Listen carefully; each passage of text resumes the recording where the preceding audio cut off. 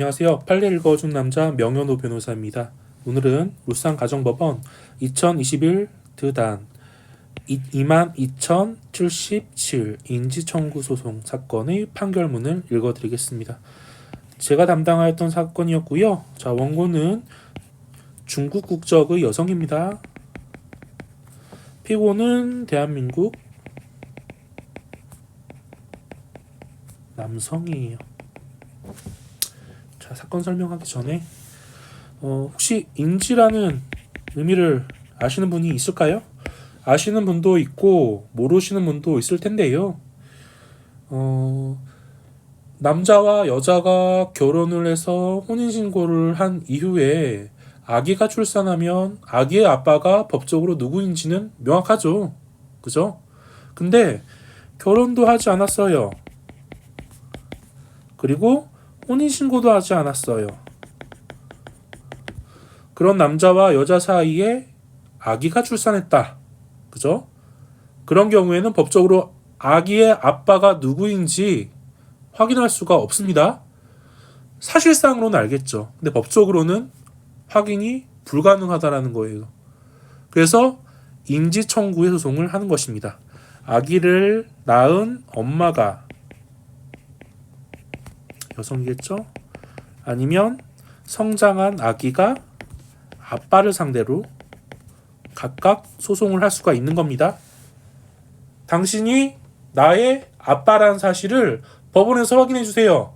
아니면 이 남자가 내 자식의 아빠라는 사실을 확인해 주세요. 라고 소송하는 것이 인지청구의 소송인 것입니다. 어렵지 않죠? 네. 그리고 보통 인지청구 소송을 하게 되면 소송을 하기 전에 먼저 원고가 피고를 상대로 유전자 검사를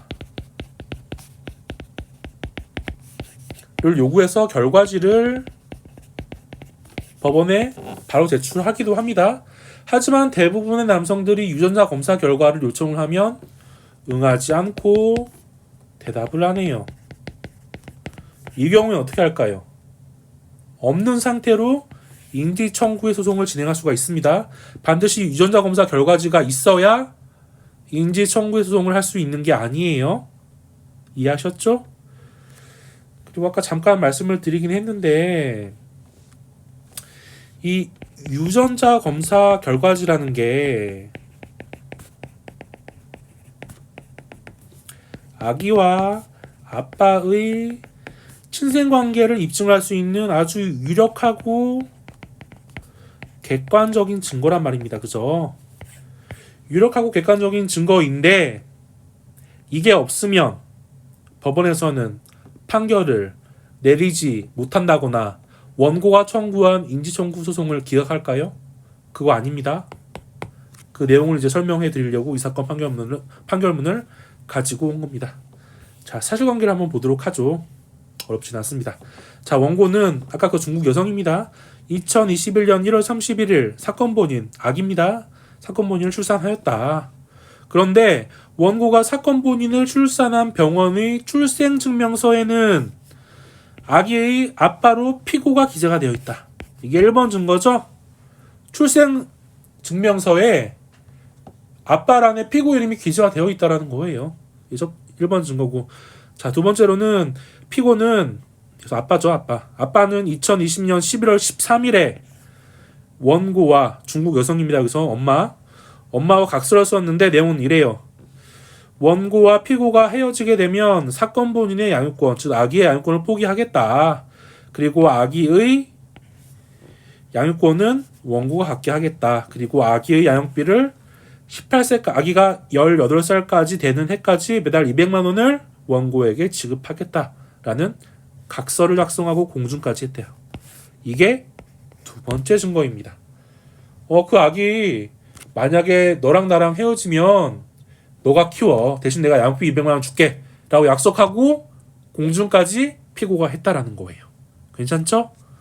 그런데 이후에 이 사건 소장 부본을 피고가 우편으로 송달받았음에도 불구하고 답변을 하지 않고 있다.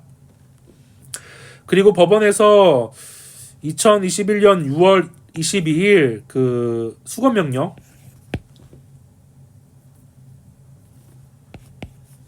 수거 명령을 하였다는 거죠. 유전자 검사 수거 명령이요. 단어가 생각이 안 났습니다. 죄송합니다.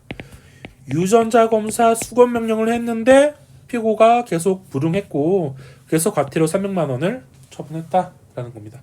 여기까지가 주요한 사실관계예요.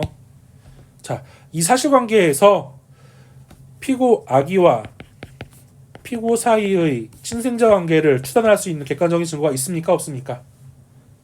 아까 말씀드린 1번 증거, 2번 증거는 객관적인 증거입니까? 아니에요. 이거 객관적인 증거 아니에요. 실무적으로는요.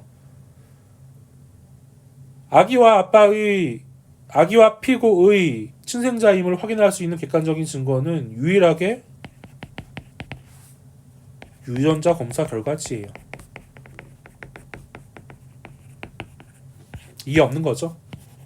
이게 없음에도 불구하고 이 사건 담당 재판부에서는 그죠?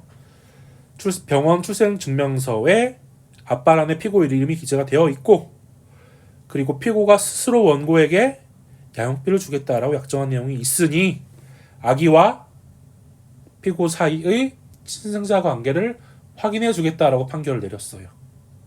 물론 피고가 유전자 검사 수거 명령을 거부한 이 내용도 있기 때문에 거기까지 감안을 했겠죠. 그죠?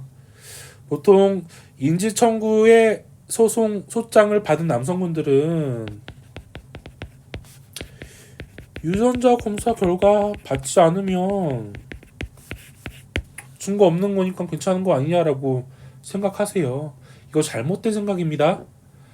유전자 검사 결과지가 없다고 하더라도 실무적으로 법원에서는 다른 간접적인 증거를 통해서 친생자 관계를 확인해주고 있다. 왜? 부족한 남성들이 유전자 검사를 계속해서 거부하고 있으니까. 되셨죠? 어렵지 않습니다. 이 사건 판결문의 주문 한번 읽어볼까요? 자, 사건 본인은 아기입니다. 아기와 피고의 친생자임을 확인하겠다, 인지한다. 그죠? 그리고 피고는 아빠는 아기의 과거 양육비로 1,200만 원 지급해라. 그리고 향후 매월 50만 원씩 양육비를 지급해라. 라는 게 이 사건의 결론이었습니다. 괜찮죠? 마치도록 하겠습니다. 감사합니다.